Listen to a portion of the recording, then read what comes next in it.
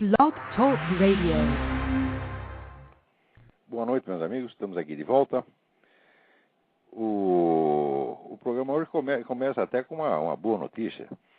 Aqui nos Estados Unidos, o diário do Ronald Reagan, que foi editado recentemente, passou em todas as listas de best-sellers, ultrapassou o livro do Al Gore, sobre esse negócio do aquecimento global. Quer dizer que até depois de morto, o Reagan ainda é o maior sucesso da política americana. Mas nem tudo são boas notícias, evidentemente. Aqui o Eduardo Banks envia um e-mail contando que denunciou junto ao site da ONG SufferNet Brasil a comunidade do Orkut intitulada Eu Odeio Fanáticos Religiosos, a qual estava defendendo o assassinato do padre Luiz Carlos Lodi, do Provida de Anápolis. Você veja, esses camaradas, eles põem assim, eu odeio fanáticos religiosos, né, e saem pregando a morte do cara. Quer dizer, como é que o fanático é o outro e não eles? Eles são não apenas fanáticos, mas são psicopatas, são perigosos. Né? Eu esqueci o nome da dona dessa comunidade. É uma mocinha toda metidinha, né?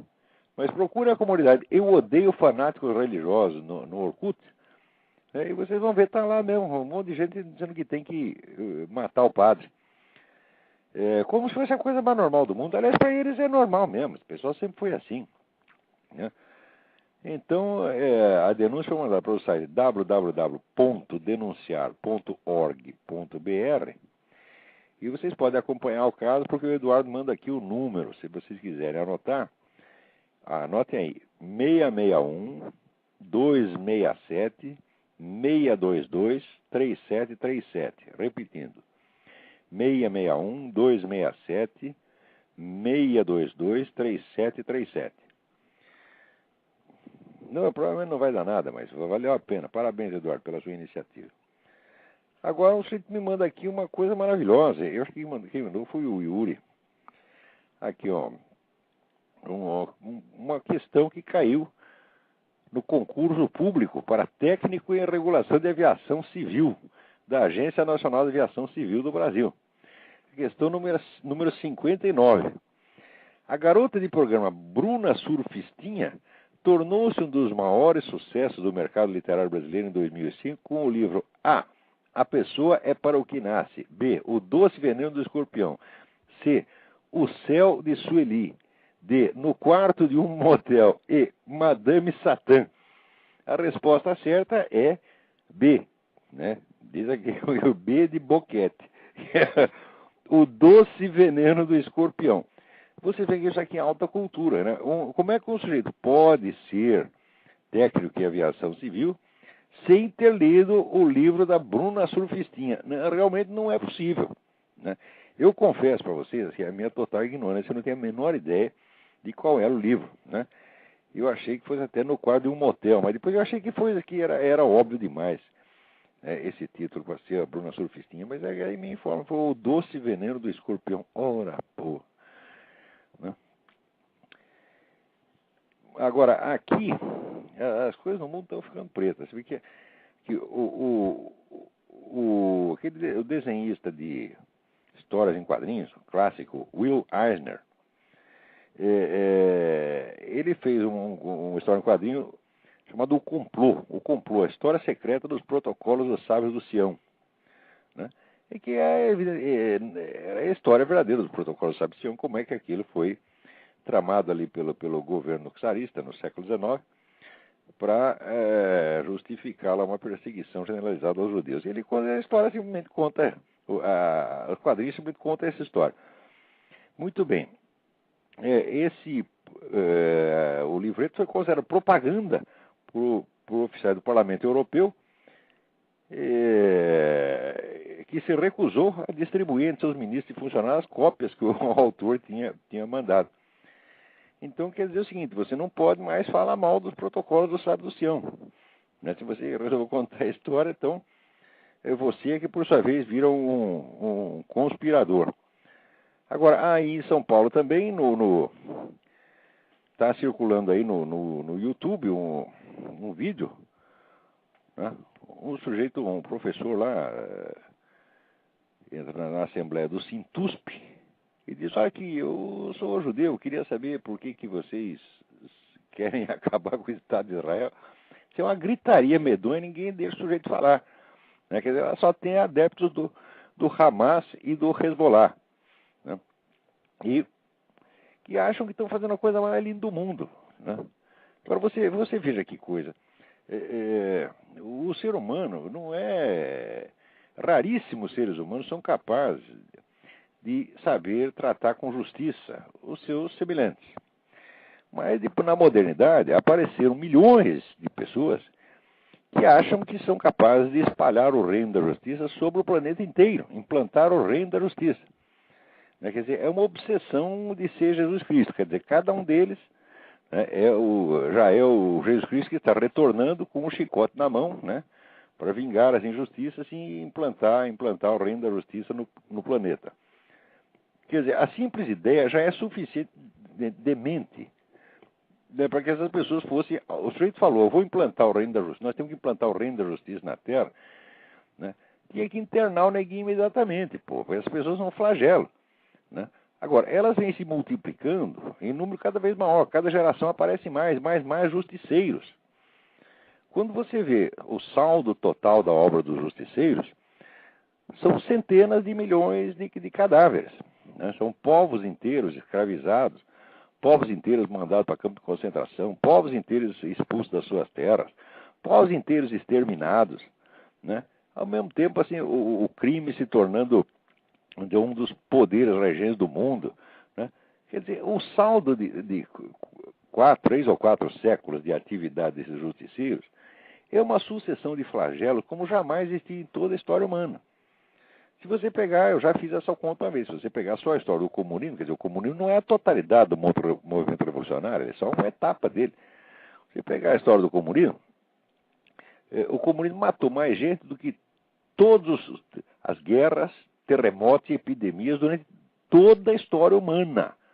Quer dizer, o comunismo só em 2 países, Rússia e China, matou mais gente do que tudo que aconteceu de mal para a humanidade durante toda a história humana. E eu estou falando isso, não é um chute, não é uma comparação, eu fiz a conta. Quer dizer, eu peguei os dados do site do R.J. Rummel, que é um professor da Universidade do Havaí que estuda essas coisas, estuda esse fenômeno de morticínio coletivo.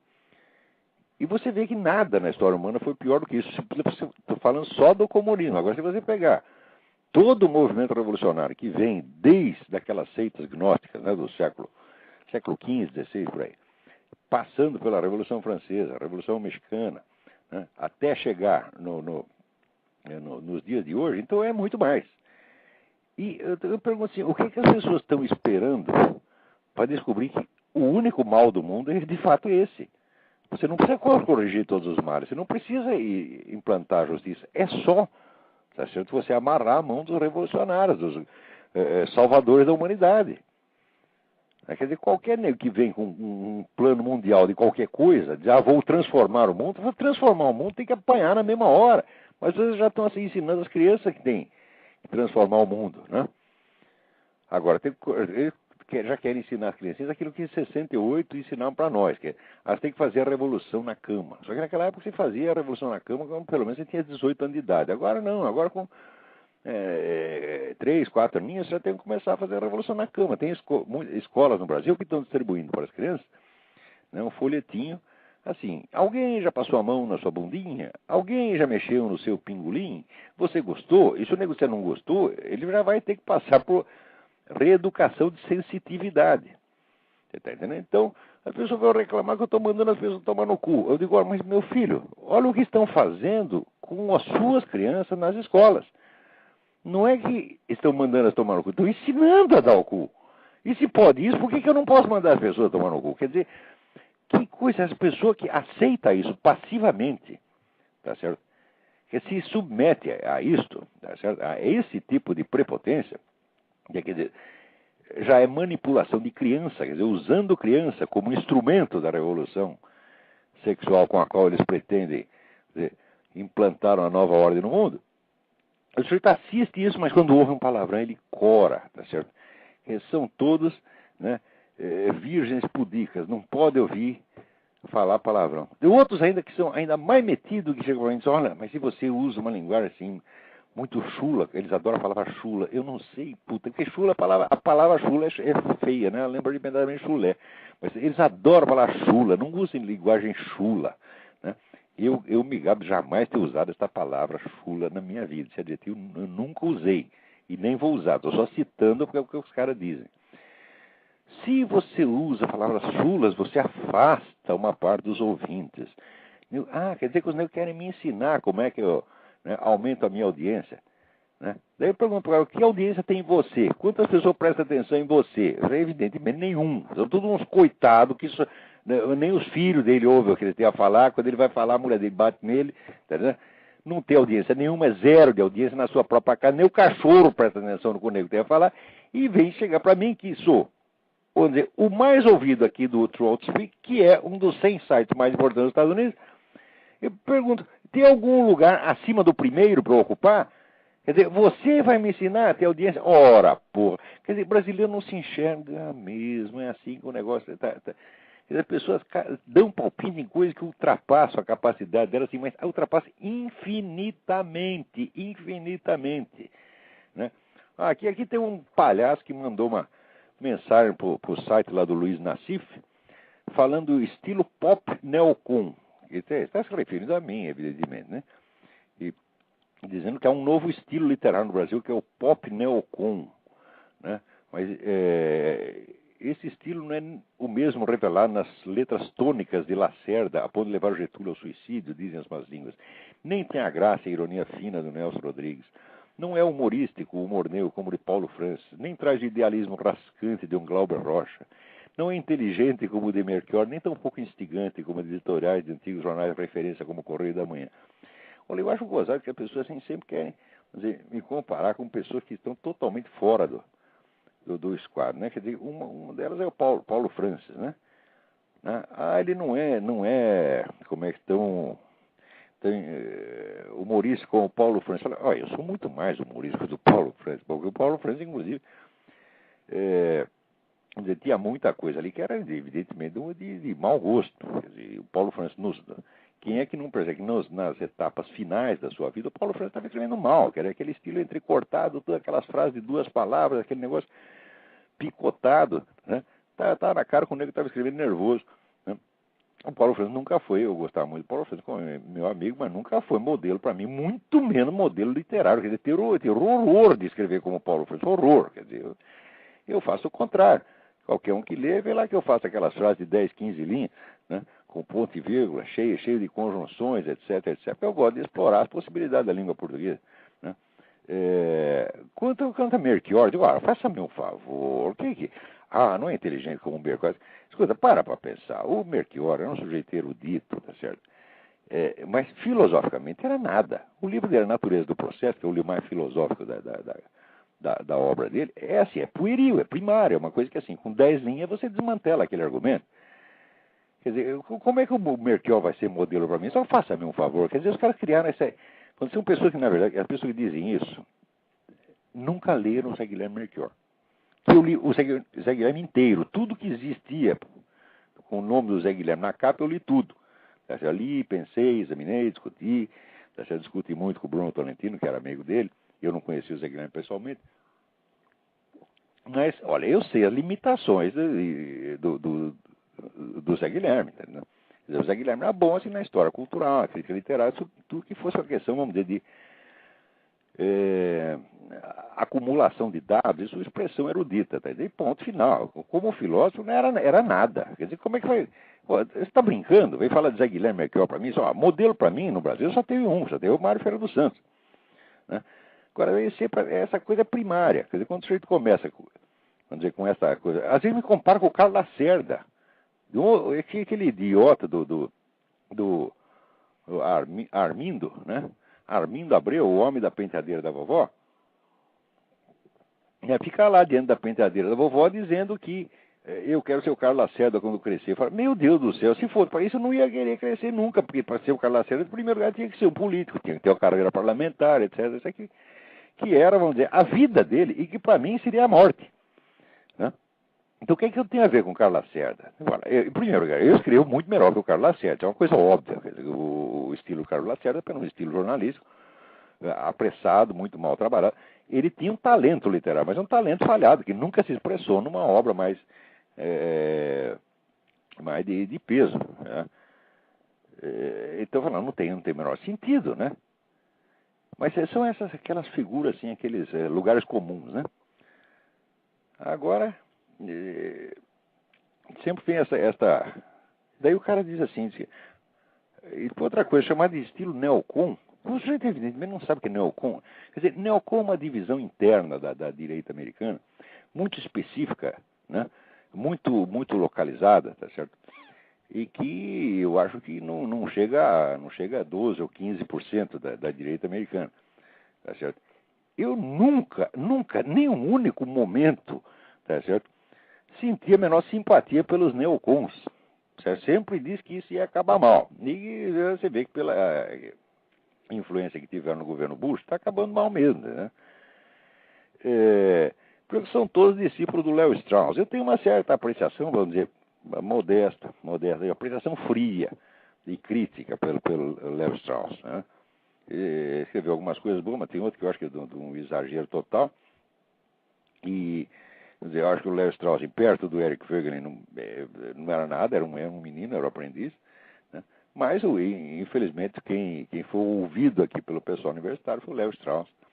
Mas então, esse negócio de neocon, a expressão neocon dentro da política brasileira não faz o menor sentido. Não existe um único neocon no Brasil. E o pessoal não sabe. Eles leram a palavra, acham bonita e sai que nem papagaio, que nem macaco. Eu já disse que o cérebro brasileiro, né, ele é uma mistura de macaco e papagaio, porque tem, vamos dizer, a imitação verbal do macaco e a gesticulação histriônica do macaco. Então, é o mapaco, o papamaco, como seja, né?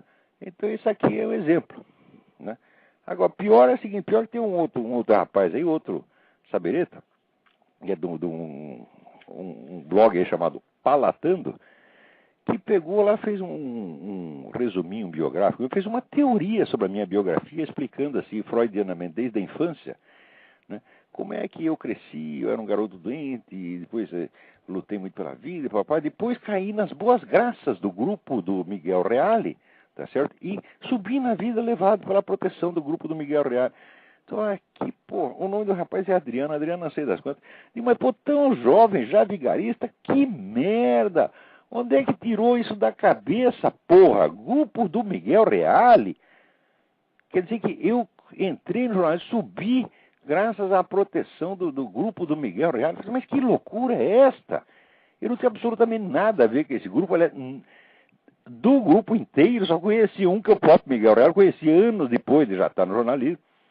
E nunca gostei desse grupo, não tive a menor apreciação, porque acho que eles sempre boicotaram o Mário Ferreira, que era muito mais capaz do que todos eles somados, incluindo o próprio Miguel Reale. Tá certo? Também não poderia me aproximar desse grupo filosoficamente por ser uma escola culturalista, kantiana, pela qual eu sempre senti o total desprezo. Tá certo?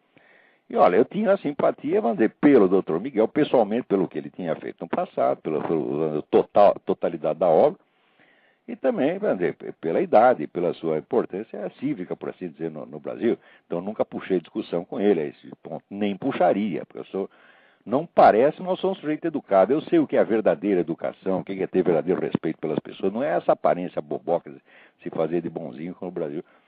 Agora, esse moleque, então, se mete a interpretar uma coisa que está infinitamente acima da capacidade dele. O que eu acho gozado é o seguinte: fazer especulações biográficas sobre um autor cujo endereço de e-mail está na página dele, que tem até um telefone, que é o telefone aqui desse programa, ele pode ter perfeitamente telefonar e perguntar: o senhor conheceu por acaso alguém do grupo do Reale? A resposta seria evidentemente não.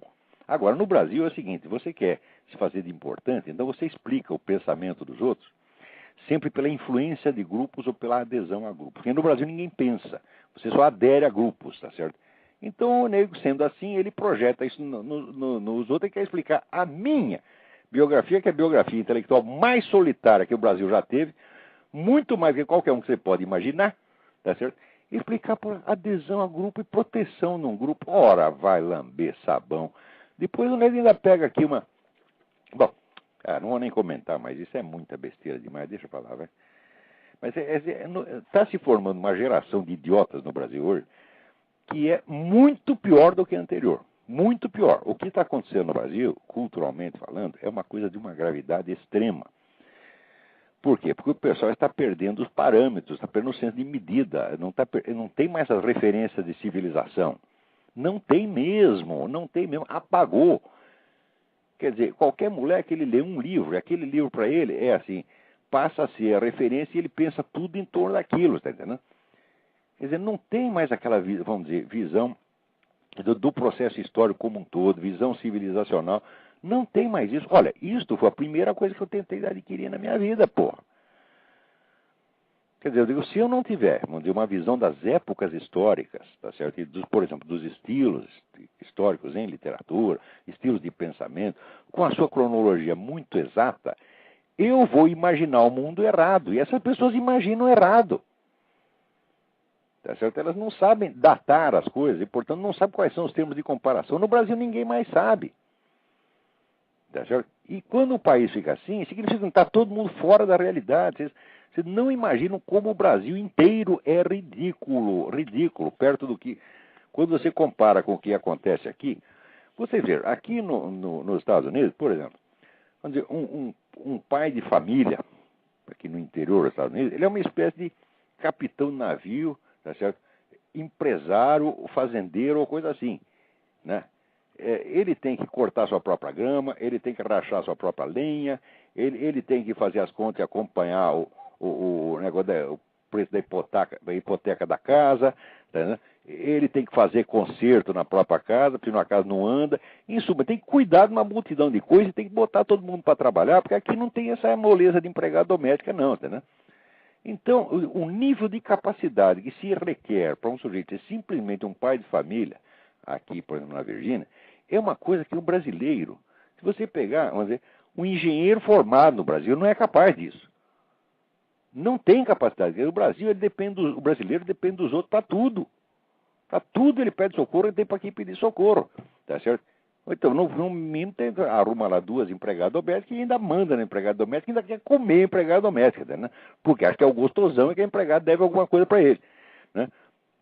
Quer dizer, o nível de competência que o cidadão médio americano tem que ter é uma coisa que para o brasileiro é impensável. Então, alguma coisa realmente muito, muito grave está acontecendo no Brasil, porque há algum tempo atrás o pessoal pelo menos tinha a visão do que era a incapacidade brasileira. Hoje eles não sabem mais que são incapazes. Quer dizer, eles perderam a medida da sua própria desgraça e estão se achando muito bonitos e estão dando palpite sobre tudo. É claro que isso vai acabar de afundar o Brasil, vai acabar de matar o pouco que sobrou. Né? Eu tenho alguém aí na linha, peraí. Alô? Alô? Olá, tudo bom? Tudo bem? Quem está falando? É o Alfredo aqui de Connecticut. Oi? Então, tudo bem. Eu estou ouvindo aí o seu programa, estou vendo a respeito, você está falando a respeito do brasileiro, a questão do brasileiro de não conseguir entrar nessa cronologia do tempo, de interpretar as coisas segundo a cronologia, entendeu? Eu dou aula de teologia aqui, eu estou enfrentando o mesmo problema. Porque o que acontece? Quando eu falo com os alunos para estudar os escritos sagrados e tudo mais, eles não entendem as épocas, nem o estilo literário. É difícil colocar isso na cabeça deles. Então eles pegam o texto onde... bom, mas aí você está falando de moleque de escola. E eu estou falando de formadores de opinião. Você está entendendo?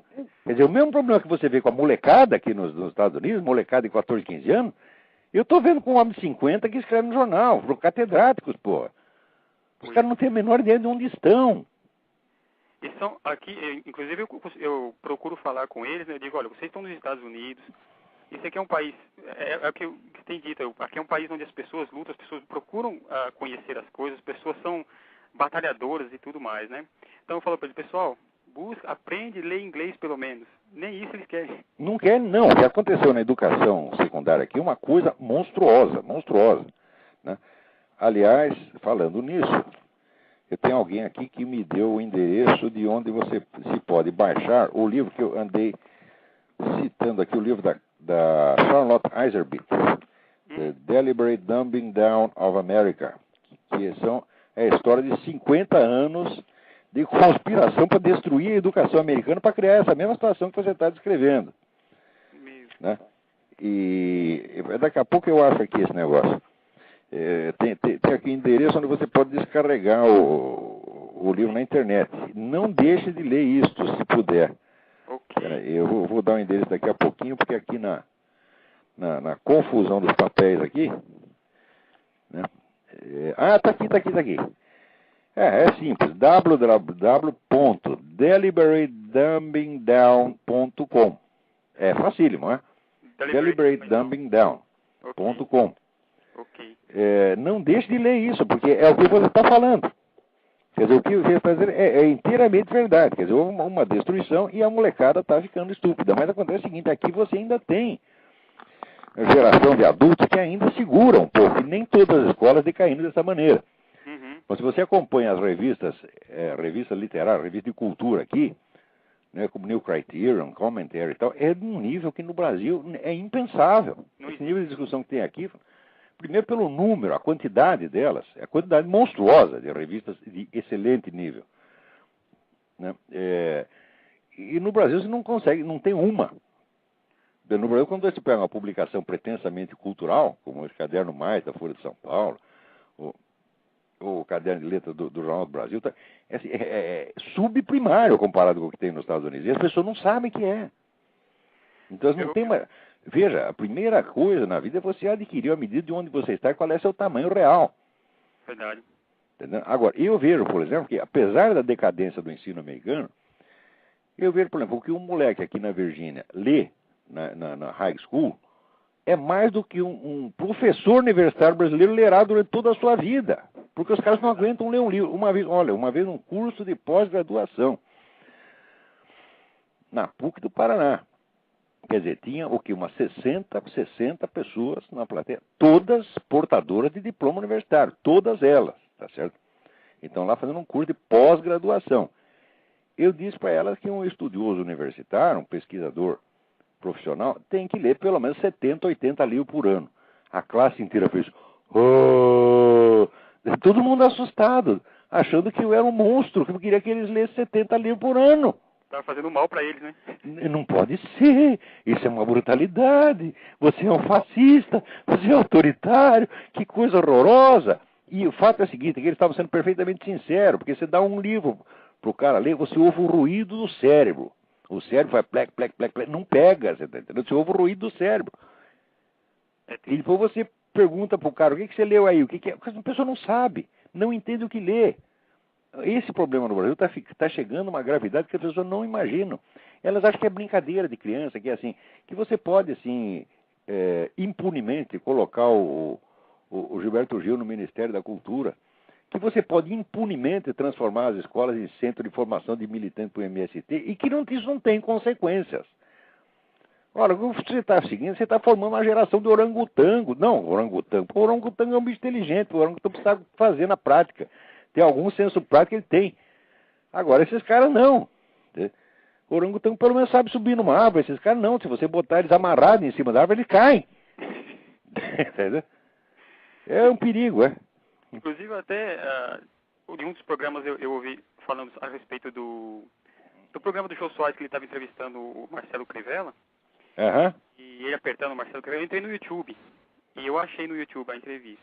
Você vê que o Marcelo Crivella não sabe o que falar. Não sabe. Eu aquela intimidade diante da autoridade intelectual de Jô Soares. Puta merda, como é possível? O Jô Soares, eu olhei e falei, esse cara é um burro. Porque primeiro ele citou. Ele falou assim, ó. Ele citou onde disse, né? Mas porque o homossexualismo é bom, porque Deus, quando criou, disse que aquilo lá é bom. Eu falei, não conhece nem o texto sagrado. Como é que... Olha, deve ser muito bom, porque se alguém no mundo tem a coragem de comer o Jô Soares, é porque deve ser muito bom de alguma maneira, porque você... Ainda eu falei assim... Você consegue conceber uma coisa dessa? Eu não consigo conceber. Ainda no mesmo texto que ele citou, eu disse assim, ele não citou o texto correto, porque o texto diz assim, macho e fêmea os criou, não é viado, macho e fêmea. Pois é. Ele viu que era bom. Não, agora tem uma coisa, a fantasia sexual humana não tem limites, tá certo? E eu jamais vou falar mal de quem por causa da fantasia, porque eu também tenho as minhas fantasias, louco todos nós somos, tá entendendo? Claro. Mas até uma questão estética, você perceber, vamos dizer, a adequação espontânea do corpo, entre o corpo do homem e da mulher, tá? Que é uma coisa que, vamos dizer, tem órgãos correspondentes, né?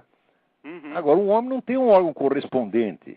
Quer dizer, ele vai se relacionar com o outro através de um negócio que não é um órgão sexual. Exato.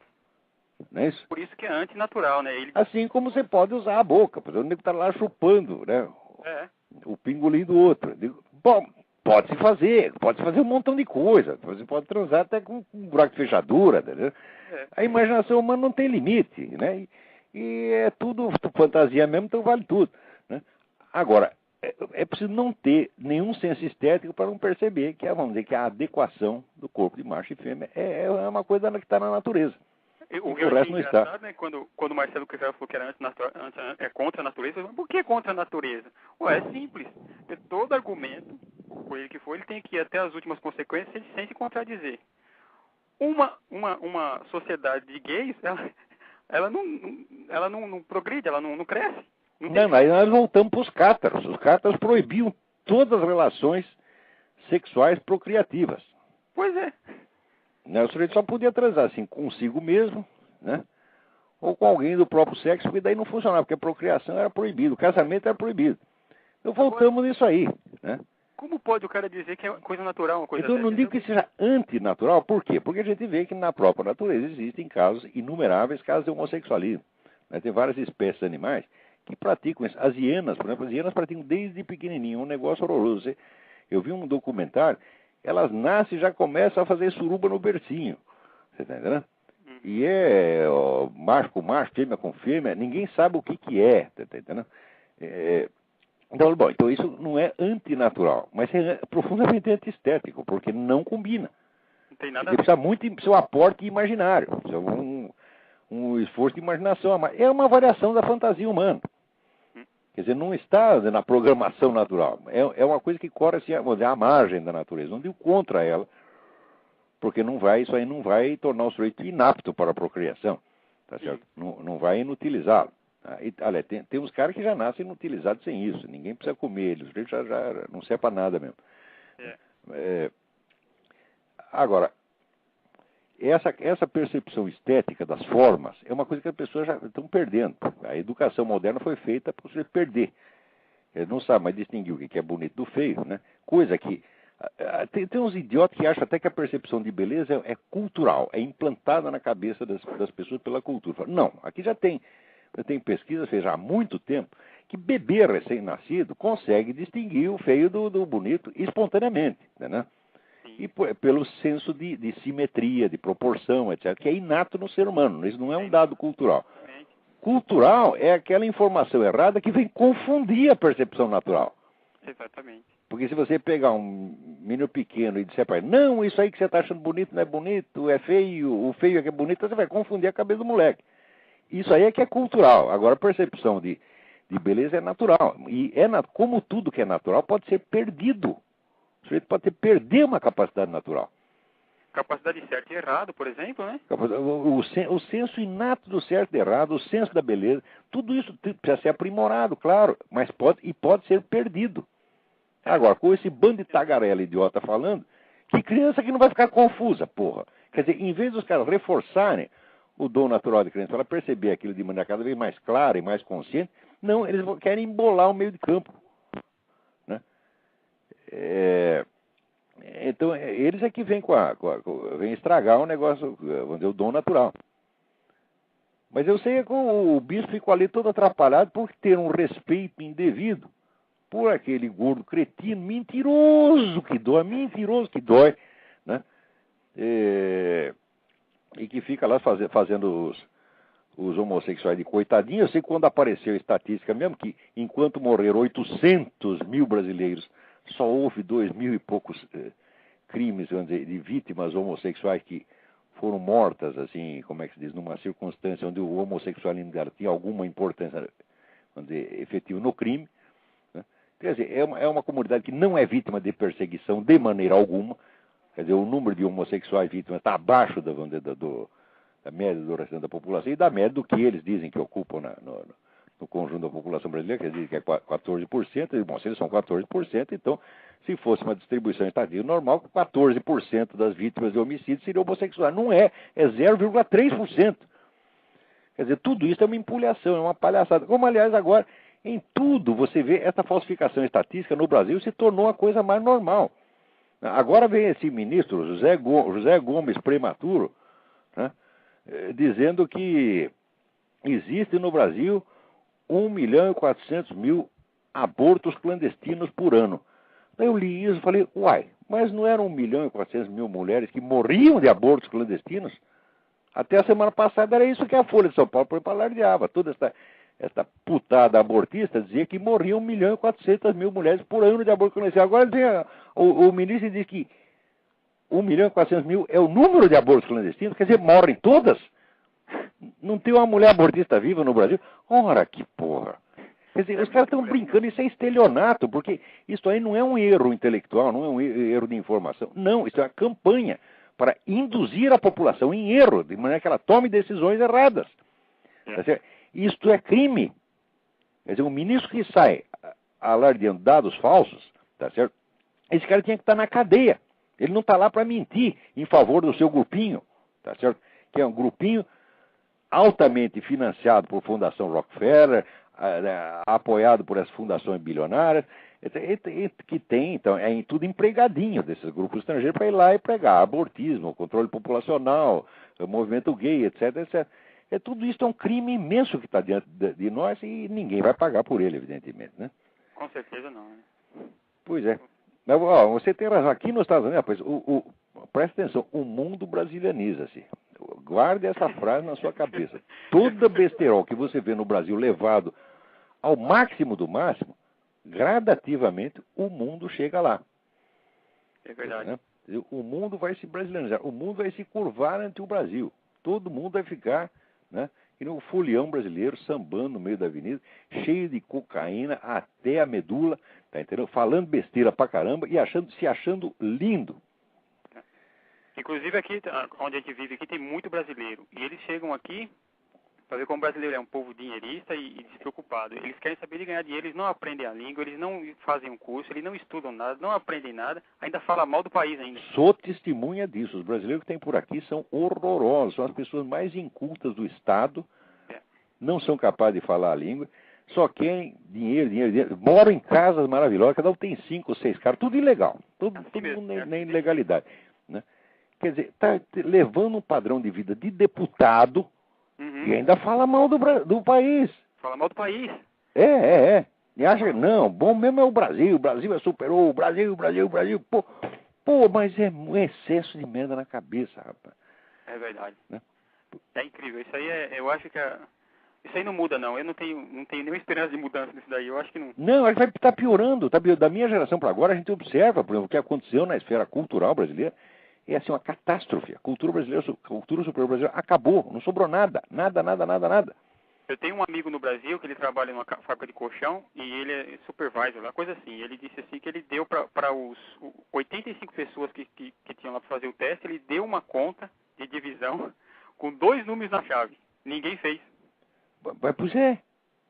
Uma vez eu tinha um empregado, era uma moça boazinha, simpática, não gostava dela. Um dia ela chegou e disse, me empresta a sua máquina de somar? Eu disse, pois não. Ela disse, preciso fazer uma conta. Eu disse, qual é a conta? 3 vezes 11. E daí eu dei a máquina, ela levou lá meia hora para conseguir fazer a conta. Eu fiquei aterrorizado. Agora, essa, pelo menos, era empregada doméstica. Agora, tem muito deputado no Brasil, se você der uma máquina somar para fazer a conta 3 vezes 11, vai levar uns 40 minutos. Que isso. Tá entendendo? É um negócio incrível. Bom, deixa eu passar, parece que tem mais gente aí na linha esperando para falar. Muito obrigado, viu? Obrigadão obrigado mesmo. Um abração. Outro. Tem mais alguém na linha? Então peraí. Bom, aqui é o seguinte. Nós temos uma mensagem importante de um indivíduo chamado Alfred Smith Palliser. O nome é inglês, mas é um brasileiro. Né? Então, ele diz o seguinte, ele diz, talvez a explicação para o desastre intelectual do Brasil não seja diretamente a substância ideológica de que o senhor fala, que impregna os corações imensos como um vírus, mas o corpo físico mesmo do cérebro dos brasileiros tão facilmente infectados por qualquer ideologia de Araque. E daí eles baseiam no seguinte: presta atenção, essa coisa é importantíssima. Eu me lembro, o Dr. Miller, meu falecido amigo e guru, Dr. Juan Alfredo César Miller, que era um argentino de nascimento e criado na Suíça, ele falava desse problema já, mas é gostado, fala, mas eu nunca tinha parado para meditar nisso aqui. Vocês olham aqui, a sífilis congênita sempre foi um problema não resolvido no Brasil. É sabido que o indivíduo afetado pode apresentar problemas mentais graves ou imperceptíveis, mas que ao longo das gerações se manifesta em mutação genética que enfraquece o cérebro do sujeito. Esse problema sanitário da sífilis é mais agudo no Brasil do que nos países vizinhos. 2. Quase a mesma coisa se pode afirmar da malária endêmica, que foi sempre florescendo no Brasil. É sabido que o corpo humano, inclusive o cérebro, se defende do protozoário invasor e parasita a um preço. O custo é alto e pago através de gerações prostradas geneticamente e mentalmente. E terceiro, ele diz que os alimentos nutrientes do solo brasileiro acabam sendo dissolvidos pelo excesso de chuva. Então tudo cresce desproporcionalmente, mas sem substância, incluindo o gado, cuja carne é abundante, mas carente de metais pesados. Mas olha que coisa importante, né? Está aí o seu ministro da Saúde, porque em vez de distribuir camisinha, tá certo? Ou ensinar os outros como é que toma pico, porque vocês se preocupam tanto com a saúde dos drogados, por que não faz um plano para acabar com a sífilis congênita? Sabe por quê? Porque esse plano levaria muitas gerações e não traria nenhum lucro eleitoral para o canalha, você está entendendo? Então os partidos que nos governam, os planos deles têm em vista a duração do poder que eles pretendem ter. O PT até está pensando um pouquinho mais a longo prazo, porque o PT pretende ficar no poder eternamente. Tá certo? Mas eles estão pensando, não é no país, estão pensando no PT. Isso é muito importante. Você jamais entenderá o que se passa na política brasileira se você não entender o seguinte. Todos os programas de governo ali têm duas versões. Você tem uma agenda pública e uma agenda secreta. Uma agenda externa e uma agenda interna. Quer dizer, externamente, o programa de governo é aquele que o Lula apresentou na propaganda eleitoral e que mais ou menos ele parece estar querendo realizar. Mas tem a agenda secreta, que é o seguinte: o objetivo é a conquista do poder total na América Latina pelas entidades ligadas ao Foro de São Paulo. Então, quando você pensa que ele está fazendo uma coisa voltada para uma dessas agendas, às vezes é da outra, e você não vai entender. Quando parece, às vezes, ele está fazendo uma burrada, é a burrada do ponto de vista da agenda pública. Mas se você analisar à luz da agenda secreta, aquilo faz todo o sentido do mundo. Tá certo? Essa crise do controle de voo faz todo o sentido do mundo à luz da agenda do Foro de São Paulo. Né? E assim por diante. O banditismo crescente, que os caras só fazem... Vamos dizer, o único empenho do governo, o único empenho de segurança pública que o governo faz é o seguinte: é proteger os homossexuais para que não sejam atingidos em plena via pública por uma citação da Bíblia. Né? Isso é grande, tem que proteger os caras. Não pode, não, a citação da Bíblia é mortal. Se você falar um versículo do Gênesis, o homossexual cai morto da memória, catapimba. E o governo, né, zelando pela segurança pública, ele quer impedir que isso aconteça. Agora, matar 50 mil brasileiros por ano pode, é cada vez maior.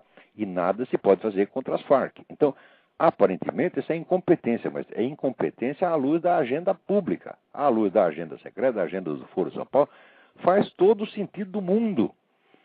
Né? Então, olha aí, Alfred, muito obrigado pela sua contribuição. Pensem nesse negócio. E quem estudar isso aí, o Gilberto Freire se referia a isso, né? O Dr. Miller também falava. Isso é uma coisa gravíssima, gravíssima. E os estudiosos de homeopatia sabem que a homeopatia tem tratamento para isso. No Brasil existe milhares de farmácias homeopáticas, todo mundo trata homeopatia, certo?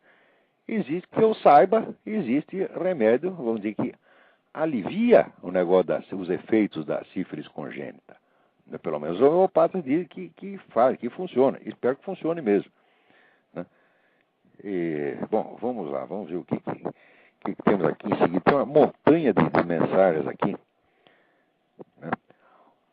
Olha aqui, o Paulo Celso Biasoli me manda aqui uma mensagem, é muito comprida, Paulo, queria ler tudo isso aqui. Falando que esse plano do governo de gerar uma indústria de suco chamada Nova Amafrutas.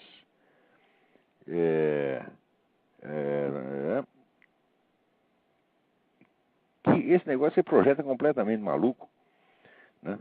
E o Banco da Amazônia, segundo informação passada, tirou a hora do caro companheiro presidente Lula para desovar verbas a rodo para o projeto, cujo churrasqueiro Lorenzetti, hoje em paradeiro não conhecido, é um dos seus diretores condutores do caso. criaram até o Pronaf, né? Então, esse projeto está cheio de encrenca lá. Olha, como nós só temos mais 10 minutos aqui, eu não vou ler a sua mensagem inteira. Mas vê se você, por favor, coloque em algum site da internet e me avisa aqui. Coloca no site e me manda o endereço. Isso aqui, esse negócio que você está falando é muito importante, viu? Vamos em frente. Ainda tem mais coisa. Tem aí, olha, tem aqui o Marcelo Quintino, ele me diz um negócio muito sério também, ó, aqui. Em um país como o nosso, somente com um sonoro vai tomar no cu se pode tentar aliviar nossas oprimidas, revoltadas almas com tanta roubalheira e bandidagem. Quer dizer, ele está aqui a favor, né? E aqui o Jerônimo Ottoni foi quem mandou o endereço do livro da Charlotte Iserbyt. Vamos repetir aqui. DeliberateDumbingDown.com. Não deixem de ler esse livro para vocês verem como os Estados Unidos estão se brasilianizando, né? Claro que ainda falta muito para chegar nesse ponto, né? Agora aqui, a Ana Luísa Rimoli Barcelos, do Rio Grande do Sul, minha amiga, né? Querido amigo Olavo, não está sozinha, somos poucos realmente, mas o mundo precisa de pessoas como tu, de bom caráter, honra, que lutam pelos seus princípios e não tem vergonha de ser diferentes. Eu não posso ler a mensagem inteira também, mas olha, agradeço do fundo do coração, Ana Luísa. Certo? Você é uma das pessoas do Rio Grande do Sul que eu sempre admirei você, certo? pela sua honestidade, pelo seu sincero desejo de saber. Essa menina nunca para de estudar e se informar. Essa menina vai longe. Parabéns, Deus te abençoe, Ana Luísa. Agora, temos aqui vários e-mails do Ronald Maia. Eu também não posso ler todos, né? Mas ele diz aqui: entendo oportuno registrar o seu artigo do último dia 18 do Diário do Comércio, no qual o senhor reduz a subnitrado de merda, infelizmente, o meu ex-colega do Colégio Militar do Rio de Janeiro, Armindo Abreu.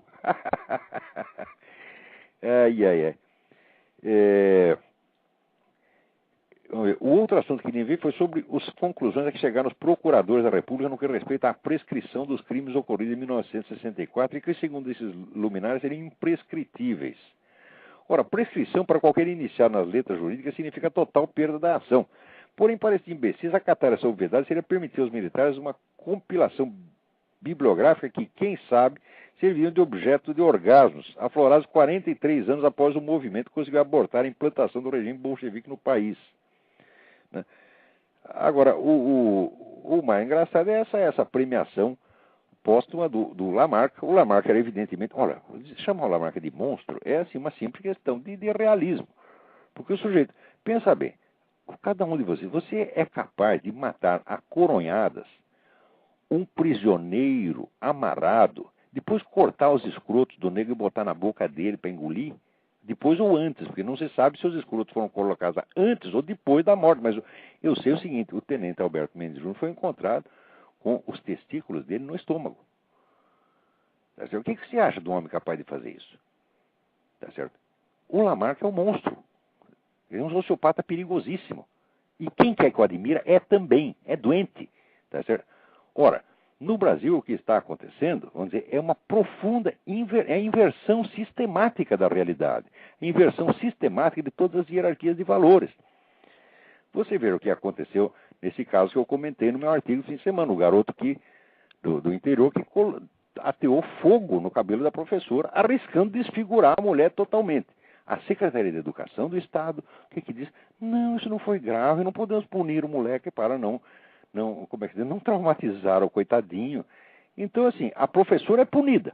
É punida 3 vezes. Primeiro, porque sofre essa agressão. Segundo, porque a classe inteira riu da mulher. Tá certo? E terceiro, porque se vê humilhada ao ver que a Secretaria de Educação toma o partido do bandido. E tem outra, a classe inteira ficou rindo e só uma aluna é que, vencendo, vamos dizer, a pressão da classe, correu para socorrer a professora, que senão teria sido totalmente desfigurada. Esta menina hoje está com medo de ir para a aula, com medo da represália dos colegas. A Secretaria da Educação está achando tudo lindo. Então, você vê, a promoção do Lamarca e a promoção deste moleque são exatamente a mesma ação. É aquele prazerzinho, aquele gostinho que o gnóstico revoltado contra a realidade tem de inverter as coisas, fazer o mundo às avessas. E no Brasil, Isso está sendo adotado em todas as áreas. Quer dizer, a única área que está sendo ainda administrada de acordo, vamos dizer, com a lógica tradicional é a economia, porque a economia vem pronta, a fórmula vem pronta do FMI, e os caras não têm coragem de violar aquilo, de desobedecer, porque senão acaba a grana. Né? O investidor internacional sai daí. Então, eles são obrigados a manter um mínimo de racionalidade para não perder o investimento internacional. No resto, é tudo inversão sistemática. É a revolução do Dr. Mabuse. É o louco dentro do hospício, tá certo? Promovendo a revolução lá fora através do diretor do hospício. Isso está acontecendo em toda parte do Brasil. É uma coisa sistemática. Todos os julgamentos que esse pessoal faz são sistematicamente invertidos. E eles não se limitam a fazer julgamentos, eles tomam decisões. Você está entendendo? Você vê, num país que tem 50 mil homicídios por ano, e que a preocupação de segurança, né, é proteger os homossexuais contra versículos da Bíblia, o que é isso? É a inversão total. Quer dizer, é uma coisa de sociopata. E presta atenção, não é uma questão de opinião política divergente, porque sempre que aparece um idiota dizendo, não, você tem que respeitar as opiniões dos seus adversários, como se tudo nesse mundo fosse uma discussão acadêmica. Na discussão acadêmica existe a possibilidade, vamos dizer, de você discutir tudo meticulosamente, só com argumentos racionais, sem ter impessoalmente. Por quê? Porque da discussão acadêmica não ocorrem consequências práticas imediatamente, são discussões teóricas. Quando você entra no terreno da política, tá certo? Não há mais discussão teórica. O que está havendo, vamos dizer, é a imposição brutal de um poder. E contra isso, o que a gente pode fazer? A gente pode protestar, pode reclamar, pode berrar, é o máximo que você pode fazer. E daí ainda vem, gente, esse próprio rapaz daquele site que eu estava, aquele blog que eu estava falando no começo, tal do, até esqueci como é que chama, que é um nome tão fresco, né? Que é, como é? Palatando. Ah, Palatando, o que é isso, porra? Então, com esse nome que é assim, vamos dizer, é uma viadagem, né?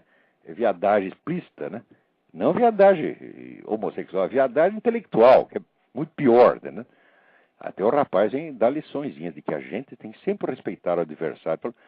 O cara pensa que é tudo discussão acadêmica, gente bonitinha, ele não sabe o que é disputa de poder, tá certo? Ele não sabe o que é você botar 1000 professores para criar uma hegemonia dentro de uma escola, tá certo? E tirar o emprego dos outros. Ele quer que a gente discuta, né, amavelmente. Eu, por exemplo, na mídia, que sou um sujeito para defender um ponto de vista contra 1000 que estão defendendo do outro lado, né, 1000 que tem páginas inteiras para falar o que quiser, tá certo? E a gente tem que falar educadamente, polidamente.